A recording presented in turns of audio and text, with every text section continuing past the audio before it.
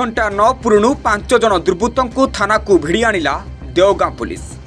दिन द्विपहरे देवगां मुख्य रास्तार बंधुक तलवार सह विभिन्न मारणास्त्र देखाई लोकों को भयभीत करुथिबा युवक माने एबे पुलिस हेफाजत रे। देवगां मुख्य रास्तार 4टी बाइक रे 12 जन युवक बंधुक सह विभिन्न मारणास्त्र धरी अनेक समय धरी आतंक करथिले।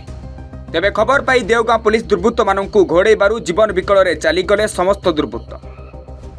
24 घंटा न पूर्णु मुख्य आसामी बेंगली मोहम्मद सन्नाउल्ला शेख सह मंचला गैंग मुख्य कालिया बेहरा, सागर महाकुर, मुकेश बगर्ती और किसान माझी को आज कोर्ट चालना करिछि देवगां पुलिस। आसामी मानक ठारू तलवार, लुहा छड़, भुजाली, ठेंगा सह OD03H4017 नंबर 2 चकिया बाइक जबत करिछि देवगां पुलिस।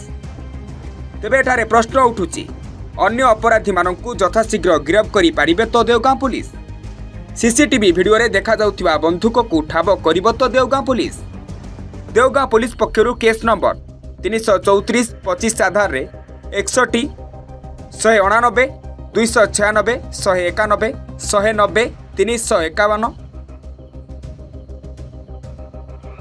25 और 27 भारतीय पिंगल कोड धारा अनुଯାୟୀ कोर्ट चालना होइतिबा देवगां थाना अधिकारी बोलो मुंडा सूचना दैछंती। बलांगीर ब्यूरो चीफ सुंदर गौरहरी साहू को रिपोर्ट। ओडिशा हलचल।